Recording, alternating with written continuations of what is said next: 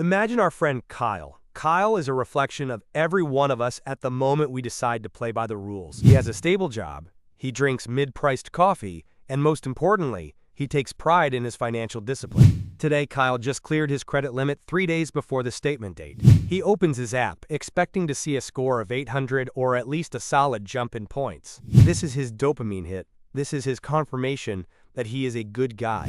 But the system gives him a slap in the face. Minus 12 points, without any late payments, without new loans, just because. Kyle is furious. He feels betrayed. But in reality, Kyle simply does not understand the mathematics of social Darwinism, upon which modern banking is built. Most financial gurus on YouTube, with their bleached smiles, will tell you the same mantra: just pay on time and your score will grow. This is a lie whose effectiveness is exactly 0% for your capital. Paying on time is not a path to wealth. It is merely a way to stay out of debtor's prison. We are used to perceiving a credit score as a rating of our integrity. Forget about that. Your scoring is an index of your profitability for bank shareholders. If you pay everything on time and never go beyond your own budget, you are a loss-making asset for the bank. You are dead weight from which it is impossible to earn through interest, fines, or penalties.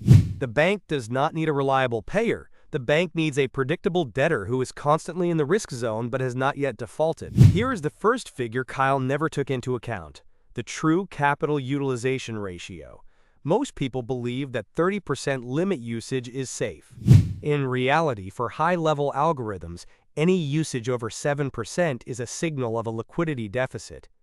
When Kyle buys a new MacBook using 50% of the limit, even if he has money in his debit account, the model sees this as a 15% increase in the probability of financial collapse in the next 6 months. You are not buying technology, you are buying yourself the status of a risky object. Kyle decides to become even more responsible. He opens a second and then a third credit card.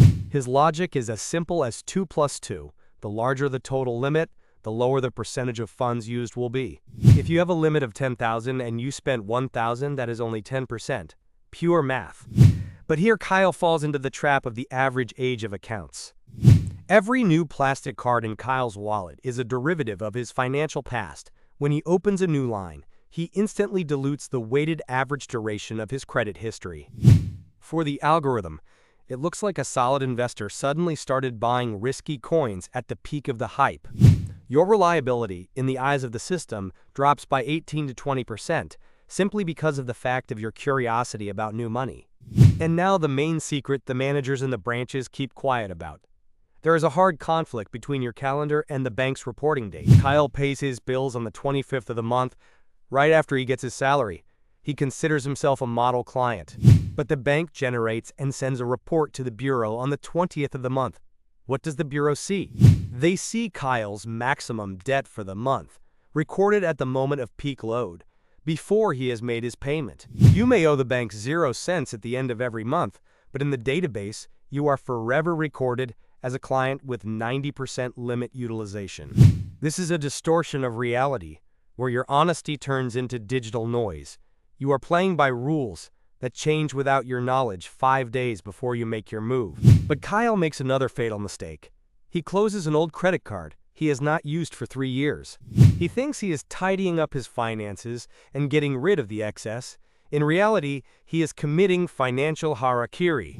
By closing an old account, Kyle personally erases 5 or 10 years of his positive history. The bank does not need your clean slate and your sterile financial hygiene.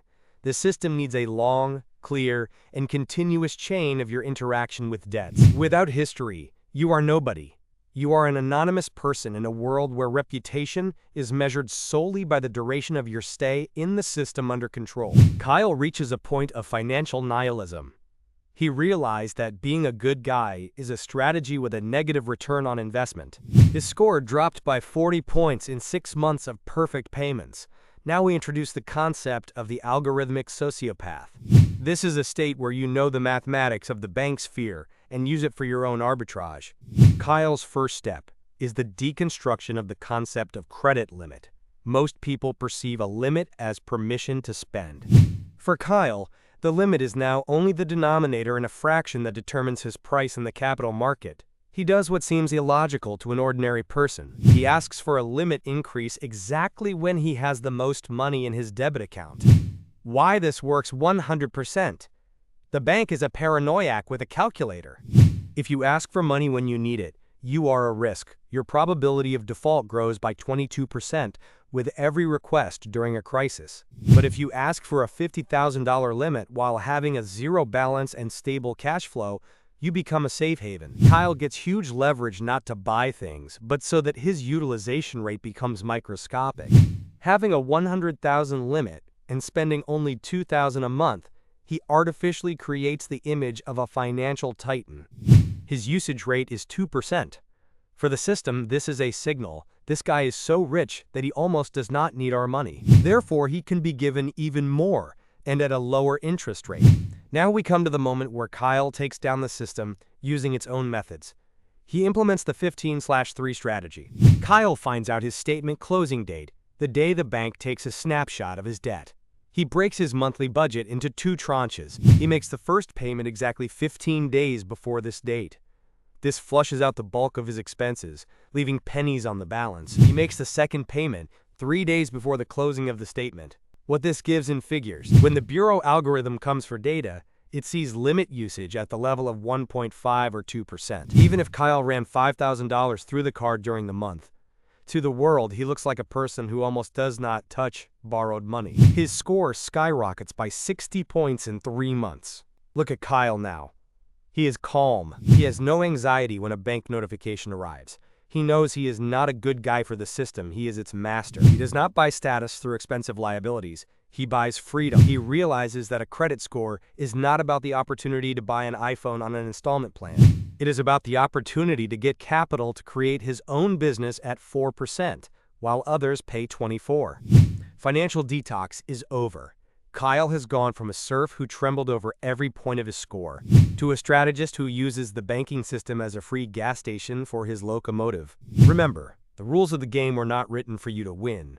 They were written for you to stay in the game as long as possible. But when you know the code, you can change the parameters. Kyle did it. Now it is your turn. Stop being fuel, become the mechanic. This is economics on your fingers. This is your new life, where numbers finally started working for you and not against you.